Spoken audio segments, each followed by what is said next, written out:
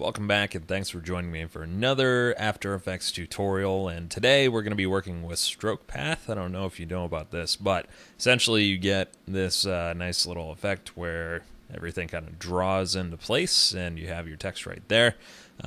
Pretty cool. I just used it briefly for somebody's intro video, so I figured I'd show you what I'd found, that way you too can create this effect. Go ahead and create a new composition.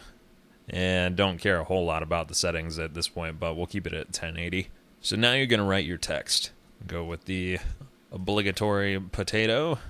We'll change this color to white. And I'm going to increase the tracking here a bit. And then go to align, center that puppy up. There we go. Now here's the crazy part that I did not know, and that is that you can go to create, and then create shapes from text. Click on that, and suddenly we have another layer here. If you click on the twirl down here, you can see we have contents and transform. We also have this weird little add guy right here.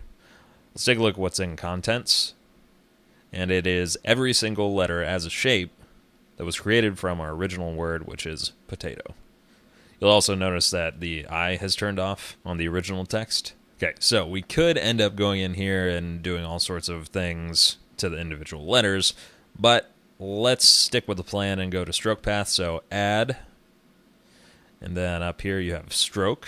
So now you didn't see any adjustments there, but if we twirl this down, we can update this. Let's go to a nice little teal-ish color.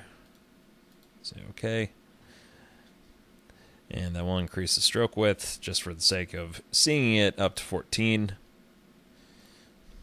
And so you can see that that exists there now. All right, so the next piece of the puzzle is I don't really want that white background to be there. I want it to be see-through. And so I haven't figured out a great way to do this yet, but if you select all of these and then twirl them down, you're going to go through and you're just going to turn off the fill.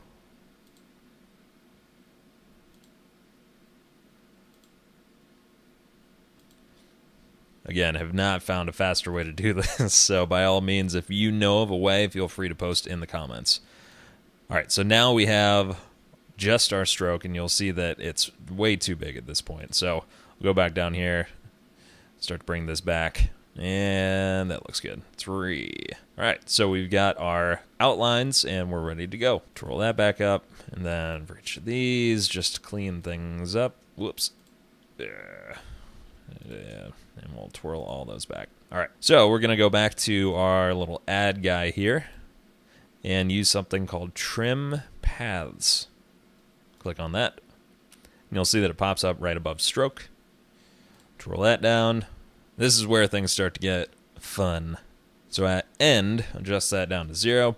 So fun thing here is that if I put this to 0, we shouldn't see anything, but because I have this selected on our composition, it's going to actually show. So let me click off of that. And I've added a timeline piece right there. So essentially you start at 0, you click and add a keyframe. You go all the way out to here, and you add another keyframe, set it to 100% for the end. And because I was farting around with stuff, you'll see that our stroke is gigantic at this point. So let's take that back down to 3. And now if I go back to the beginning, I turn that off, we can see that everything is drawing in nice and simple. So that's pretty much it, but I wanted to show you a different way to do this. Well, not a different way, but in a variation of what you just saw. And so we have trim multiple shapes. So this is in reference to the shapes that exist there that we created from the original text. And if you click on simultaneously, you'll see that there's also individually. So we click off and we go through this again, you'll see that it goes letter by letter.